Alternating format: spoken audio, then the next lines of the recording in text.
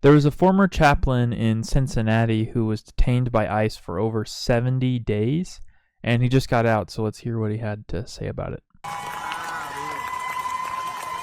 I am free and speaking here today because people like you and many among you today decided to speak up and advocate on my behalf and made noise. So actually noise does make a difference.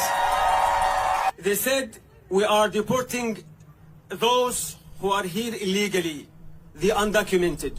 I was legal from day one. I was documented from day one. I did everything right. Yet I was detained for 73 days at the Butler County Jail. I was reading Nelson Mandela's diary's autobiography in jail.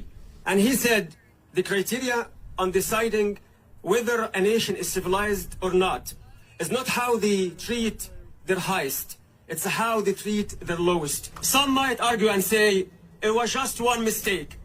It was just one exception. They detained you by mistake because of misinformation. I'm telling you, that is not true. I do not have 34 felonies in my record like other people.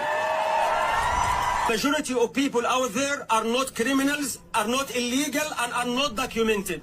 The greatest fear of an oppressor is not weapons, is not political pressure. It is an awakened righteous anger. And that is what we are doing here today. So who is this man? His name is Ayman Soliman, and he worked as a chaplain at one of the Cincinnati hospitals. Was fired from his job after being detained. He was detained after a routine federal check-in and didn't do anything wrong. Legal resident of the United States. He is in the United States because he's from Egypt originally. And in Egypt, he worked as a journalist and was essentially tortured. And because of that, being detained or being deported back to Egypt is essentially a death sentence for him. It's inhumane to send him back. And on top of that, it's not like he's some low-life person, right? He's a upstanding citizen. If you don't know what chaplains do, they work at the hospital and help people during the lowest point of their lives, whether they lost their wife or their child or a parent. The chaplains are there to provide spiritual support, but also just emotional support and having someone there who cares about you and wants to help. He wasn't the only one who was affected by this. Some of his coworkers, who are also chaplains, were fired for publicly advocating for Ayman. And it just breaks my heart that in America you can't stand up for your coworkers who didn't do anything wrong, who showed up to their appointment and then are put into jail for more than 2 months for no reason. I mean, it's wrong.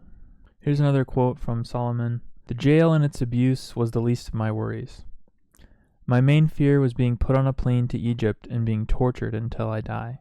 It never left my mind. Every day in jail, I felt I was getting closer to that." And he wasn't just in jail, right? Ayman was also given fewer privileges than his peers. He was seeking to pray with some other detainees. They were trying to pray in a common area that is open to all inmates. He was told that is not acceptable. And then he was put into segregation. And during that time, he was in solitary confinement, denied access to visitation, and restricted access to legal calls between 12 midnight and 1 a.m. And that was for 3 days because he wanted to pray. This is the United States. The most important freedom that we have is our freedom to have faith in whatever religion we choose. And so all of these things, it's not just 2 months of his life that are gone. It's the inhumane conditions that he was put in for following all the rules. When he immigrated to the United States, it was after this happened to him. Authorities applied electroshocks, beat him, and put out cigarettes on his naked body. They put him in an open courtyard in winter, stripped him to his underwear, and doused him in cold water. They deprived him of food, water, and sleep. They hung him by his arms, which were behind his back.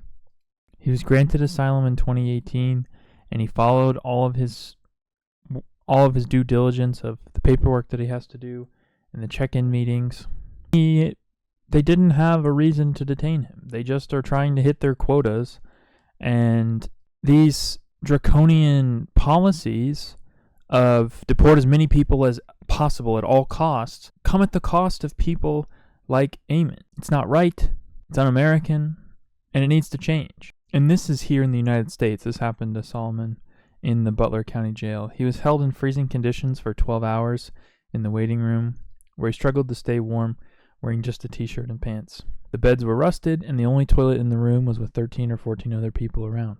And then what followed was the isolation, which we talked about already. There's a multi-purpose room where Christian pastors and Muslim imams come to administer people.